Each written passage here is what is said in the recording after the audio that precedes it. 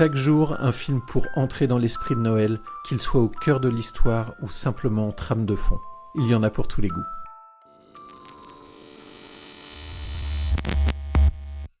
Aujourd'hui, on va vous parler de Gremlins, comédie fantastique culte des années 80, film très fun et film qui a vendu beaucoup de peluches. Le pitch, Vianney ?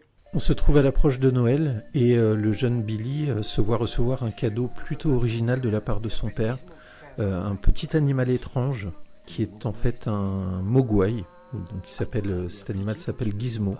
En fait, son père l'a trouvé dans un magasin chinois obscur, car son père est commercial. Et en fait, lorsque son père lui offre cet animal, il lui explique qu'il y a des règles à respecter afin que tout se déroule comme il faut. Bien évidemment, et c'est ça qui fait l'intérêt du film, ces règles vont être cassées les unes après les autres et vont générer un chaos dans la petite ville qui attend Noël impatiemment. Donc pour le réalisateur et les acteurs, et même on va dire l'équipe globale, on est sur un film de Joe Dante.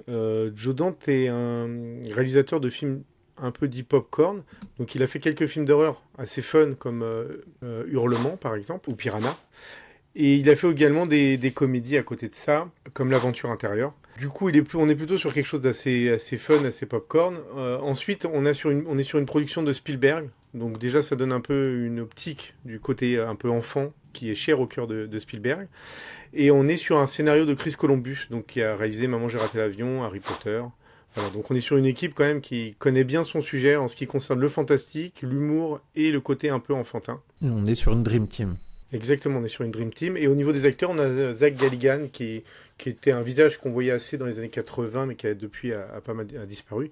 Et Phoebe Gates, qui a aussi disparu depuis, mais qui était un des visages adolescents, jeunes adultes qu'on voyait beaucoup dans les années 80. Ok. Le rapport avec Noël, il est plutôt évident. On est à l'approche de Noël. En termes de décoration, on est sur que ce soit à l'intérieur chez Billy qui reçoit donc le mogwai ou dans la ville, on est totalement sur un esprit de Noël. Pour info et pour la petite anecdote, la ville c'est le décor que vous voyez dans Retour à le futur. Donc en fait, vous allez retrouver le même décor que dans Retour à le futur, mais dans une ambiance typique de Noël, et dans une ambiance, ce qu'on voit d'ailleurs en parallèle dans le film, une ambiance très film des années 50, film de Noël des années 50. Voilà, on est vraiment sur des petites villes américaines, avec toutes les décos de Noël et ce genre de choses. La ville idéale que l'on voit qu'à une époque on voyait souvent dans les films. Exactement, et donc du coup, le film, vous trouverez pendant tout le film des décors de Noël, des chants de Noël. Voilà, on est vraiment sur la thématique de Noël. Et après, il y a ce côté aussi familial, ce côté un peu conte, parce qu'on reste quand même sur quelque chose qui ressemble un peu à un conte. Un petit peu un conte effrayant pour les jeunes enfants, mais qui reste encore quelque chose qui est regardable et qui peut être sympa pour les plus jeunes.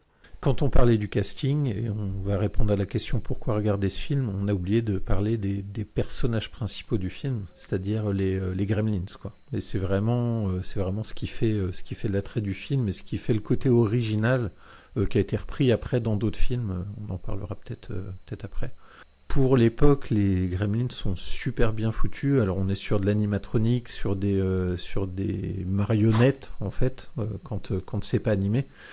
Et surtout, là où Gizmo, donc le mogwai, est mignon, gentil, rigolo, etc., les Gremlins sont vraiment des sales gamins agressifs, violents et qui veulent toujours faire le mal, quoi. Donc ça, c'est vraiment le côté super positif qu'il y a dans le film. Du coup, là, pour le côté plus financier, c'est un film de Noël qui a créé des personnages qui peuvent faire cadeau de Noël, du coup. Parce qu'à l'époque, ils en ont vendu un paquet en peluche, hein. Le mogwai fonctionnait bien. Le Gremlins moins, parce que c'est moins fun pour les enfants, mais le mogwai fonctionnait bien. Et non, après, voilà, on est sur quelque chose de culte, que je pense beaucoup ont déjà vu. Mais si vous l'avez pas vu, honnêtement, c'est très sympa. Et aussi, pareil, vous pouvez le remontrer à vos enfants. Ça fonctionne toujours très bien, hein, parce que déjà, l'animatronique fonctionne bien, je trouve. Vaut mieux une animatronique moyenne que des effets spéciaux numériques moyens. Enfin, c'est mon avis, hein. Et là, pour le coup, c'est pas obligatoirement parfait, mais les personnages sont vraiment fun et l'animatronique fonctionne très bien. Donc une sorte de conte un peu horrifique pour enfants. Et c'est culte. Donc rien que pour ça, c'est à voir, pour passer un bon moment, aussi avec vos enfants si vous avez des enfants. Puis c'est grâce ou à cause des Gremlins qu'on a eu d'autres films dans le même genre, notamment je pense au film Critters. Voilà, qui était plus orienté horreur, ou même si on va plus loin, les Ghoulies, qui étaient aussi orientés horreur. Les Critters d'ailleurs, je crois, qui étaient surnommés les cousins des Gremlins, je crois, quand c'était sorti. Voilà. Okay. Donc c'est vrai que ça a un peu amené sur d'autres créatures. Après là, on était plus sur des choses pour adultes, des films d'horreur, mais ouais, ça avait un peu créé une mode à l'époque. Ok. N'hésitez pas à dire en commentaire ce que vous pensez du film Gremlins. Est-ce que, selon vous, il représente bien l'esprit de Noël ? Peut-être pas, peut-être. On vous attend en commentaire et on se retrouve demain pour le film suivant. Salut Greg. Salut.